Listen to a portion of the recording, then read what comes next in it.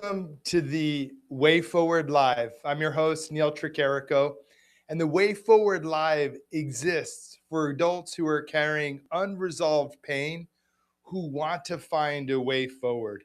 And today is a very special episode. It's episode 4 in our newly launched live show here on YouTube, and I'm grateful for all of your participation. Today is especially special because it's my son Anthony Ant's 19th birthday, and I can't believe it's 2 years since he's gone now, and this is the third birthday without him. And yesterday was my birthday, and 19 years ago, my wife and I were enjoying good times with our family who were coming in town to visit, anticipating the arrival of Anthony. And they told us that he would be here today or tomorrow, and in fact, he came tomorrow on the 4th. But I know everybody watching has a date, and you already know which date that is.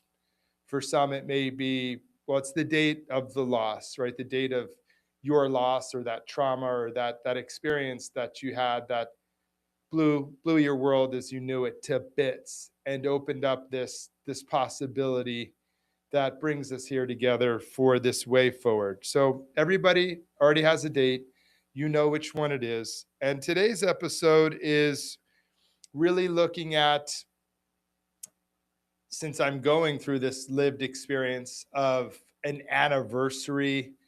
It could be the date of the loss, the date of a loved one's birthday, like it is in my case, or some special anniversary. And you know which one I'm talking about, but your body starts to count down before your mind does.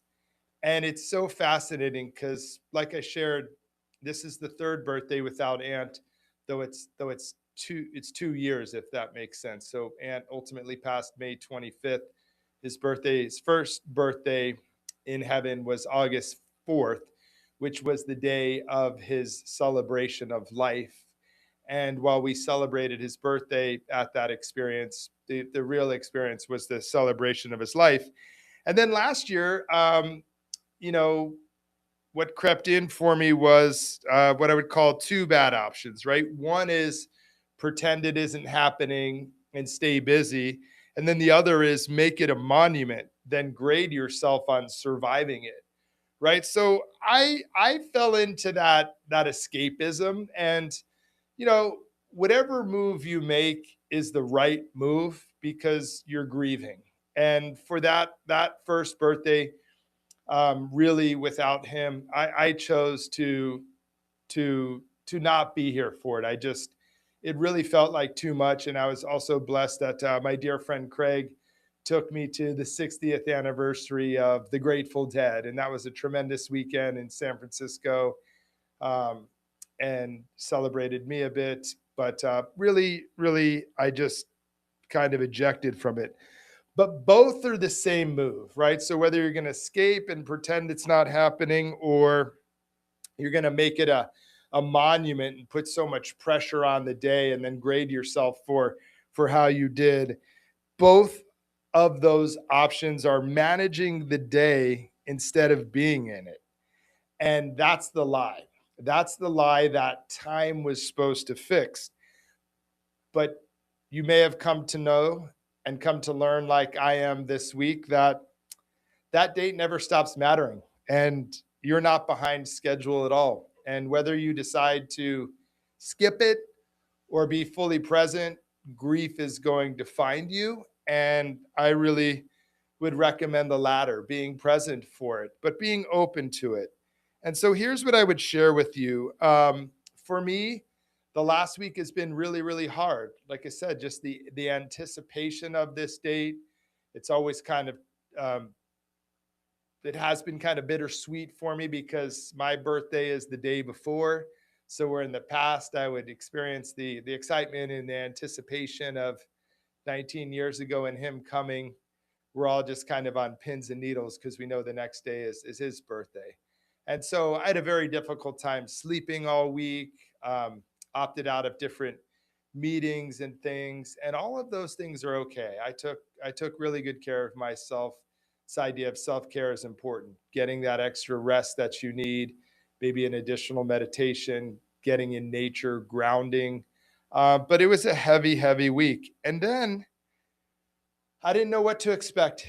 And here we are. Today's the birthday. And one of Anthony's friends reached out yesterday, or no, a few days ago, and asked, he said, "Hey, Aunt, could Aunt's boys, could Aunt's friends come by and in the morning and just celebrate him with us?" That his friends wanted to come and visit us. And of course we said yes. And we didn't know what to expect. And much like last Christmas when this was mentioned to us, we thought maybe a handful of them would show or what have you. Well, there were 19 of them in the picture. So on his 19th birthday, there were 19 friends that came, and actually 2 or 3 left. So there are upwards of 20 friends. And what started out as an emotionally sad, heavy day and experience shifted. We were blessed with their love, attention, care, presence, stories they shared, but mostly their presence and just being there with and for us and showering us with love and so many flowers. And our heart was full from this experience. But I want to help you understand that his grief got flowers, my or our grief. Um, Let me rephrase that. What I'm wanting to get at is what I share each week. I feel so blessed by love and community and the support that we've received from far and wide. And just being transparent, the piece that I struggle with most is I'm building this for those of you that maybe don't have the privilege of the access that I do to people like Tony Robbins, or the experiences that I've had that I was blessed to train for this, or the community. The whole reason that I've built this is so that you are not alone, so that you feel community, that you have a safe place to come and experience what I've experienced, so that you too can transmute this inexplicable level of pain into some purpose that you could live. So while Anthony's grief got flowers today, you may be saying to yourself, well, that's really nice. Maybe, as so often the case, I hear, well, my son was bullied, my son was shamed, he didn't have friends, right? And my heart goes out for that, because that level of loneliness maybe doesn't resonate. So you're feeling like, well, that's great for you, Neil, but mine got silence. Well, when I was sitting down and thinking about really what I wanted to share today and how this would look, is they didn't come for me or my wife. They came because Aunt built that. See, Aunt built that community. And 2 years later, a boy's love keeps us moving forward. And they came for Aunt, and they needed that community. And we needed that community as well. And if you got to watch last week's episode with Susan Howard, the ripple effect is still reverberating through me in such big and meaningful ways, in that she said this, and I want to make sure I quote her right: communities almost never begin with a crowd. They begin with an act of courage. So don't wait for someone to build this for you. Start ridiculously small. Remember, she shared with us, it was never about a crowd. It was about one person 100 times. So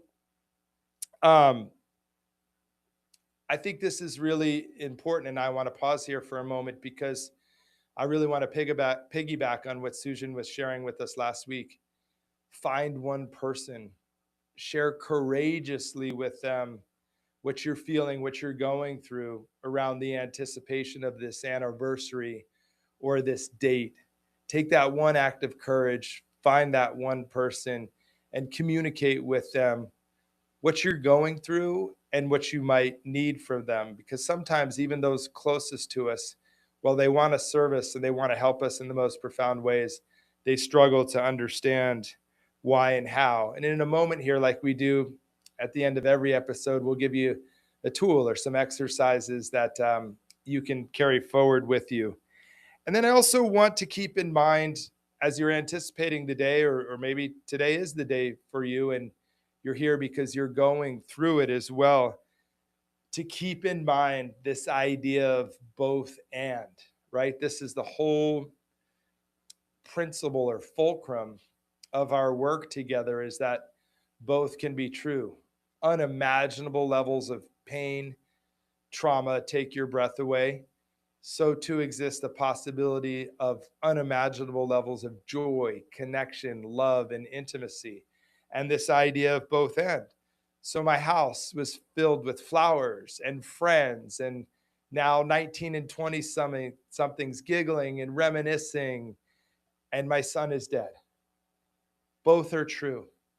And I looked around and I looked at those kids experiencing joy and connection and love, and also others crying and having a difficult time with it. And it was just such a beautiful example of this both and so they're in the same room: joy and sorrow, happiness and celebration, loss and death.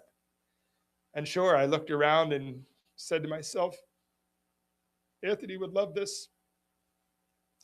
And if it had been someone else's kid or someone else's parents, he would be at the forefront of leading all this. And my heart was so full from all the love and connection from these fine young men and women, but also hurt so much and ached so much because he's missing. But I can't implore you enough. That's the work. That's the work. That's the both and. See, because I wouldn't trade any of it, because either way I would be in tremendous pain and loss and missing him. And I could be feeling that alone or burying myself in work. But instead, I got to feel that pain, that loss, that ache alongside tremendous joy, alongside the understanding of Anthony's legacy and impact, the impact that he had on these kids and his peers, the things that they continue to share with us. So I share this with you because it's really, really hard.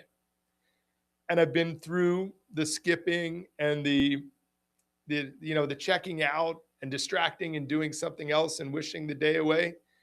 And that pain is still there.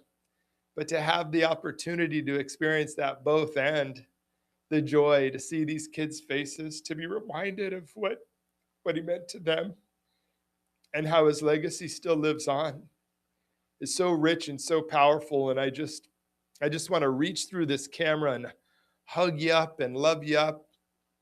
And yes, it's awful and it's hard, but it's possible. So August 4th isn't a loss date. It's an arrival date, right? Some of your dates are losses, some are arrivals, but they don't ask the same thing of you. And so now I'm going to say, you know what? I don't know what next August 4th looks like. And I'm just going to start that with that today. It's 364 days from now. And while I'm not necessarily thinking about it, the time will come when those feelings will arise and I'll start to have that dread and that experience. But that day will come and I don't know what it'll look like. And that's my gift to myself. So, what I want to share with you is, or what I would ask of you is to put the date in the comments. Put the date of your loss, not the story, just the date or what it is. October 12th, her birthday. October 15th, the date I got the call. July 2nd, the date we got the diagnosis. Whatever that date is, take a moment now and go ahead and put those in the comments.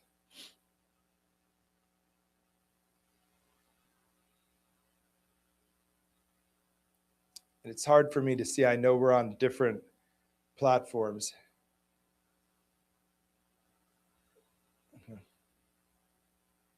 Okay. All right, great. Well, it sounds like maybe not on this platform, but we're getting some other dates and some other things. So we're really grateful for that. And um, say it out loud. All right. So for me, Tuesday is my son's birthday. I don't know how it will go. Right. So these are the two takeaways, the two moves that I'm really hoping that you'll leave with today. I'm just going to be transparent. I usually have a lot to say and I'm long winded. And I often look down at the clock and I'm like, oh my gosh, it's already 30 minutes, or oh my gosh, it's an hour. And this feels like, oh my gosh, it's only been 15 minutes. And so it may be a shorter one, but I'm hoping you're finding the value in it. But these are the two most important takeaways that I really hope will land for you. Number one is say the date out loud before it arrives. Tuesday is my son's birthday, and I don't know how it'll go. Even just saying that right now, I feel so free and liberated. Now, of course, it's easy to say in hindsight, but if I think about the last 7 to 10 days, that's all I thought about. How am I going to feel? Is this going to be a day where I'm in the corner in the fetal position, or is this going to be a day where I'm energized and feeling all the love? I mean, that's the thing about grief. It's like when I anticipate feeling down, I'm surprised with some magic and energy and purpose and mission. And when I feel like this is a moment of mission and connection, I surprise myself as the tears come. So step number one is say the date out loud. Day is my blank's day, and I don't know how it'll go. And it releases us from those expectations. It's really the expectations that make it all hard. It's the expectations that cause our grief to turn into post-traumatic growth, because we hold on to those expectations, the lives we hoped for, the life we planned for, the life we expected. But when we can let go of those expectations and live with what is, it allows, even in the most traumatic of times, for us to feel the love, the joy from those moments. So if your date isn't coming and it's out in the future, make a note of it somewhere. Put it in your Apple Notes. But as it says on the screen, say the date out loud. Tuesday is my son's birthday. And then finish the phrase with, I don't know how it'll go. Okay. I don't know how it'll go. That removes any of the expectation. And what it creates is the possibility for anything to happen that day. It was entirely possible that we wouldn't have got this call from Ant's friend and we wouldn't have had this experience. And we might have been sad, and we were still sad. The second thing is give the day one job. Give the day one job. What's one thing they would have loved? Do that one thing. Do that one thing in their honor. Now, this is different than making the day a monument. See, because when you make the day a monument, there's expectations, right? Because for Ant's first birthday, it was his celebration of life. And even though we were blessed with friends who planned that for us because we just simply could not, there were expectations about how the day would go, who would come, just human type expectations. So again, don't make it a monument, but name one thing that he would have loved. And I think, as is often the case, is the one thing he would have loved was to be with his friends.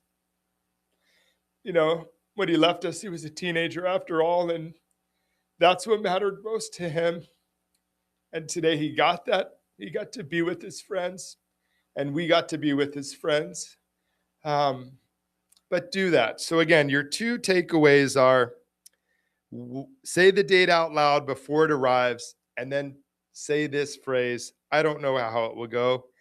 And then on the day of, give that day one job, one thing your loved one would have loved to do with you, and do that one thing, their song, their food, their spot. Then you're off the hook for the rest of the day, right? You could just let the day unfold and see where it takes you. So plan that one job, keep your head up.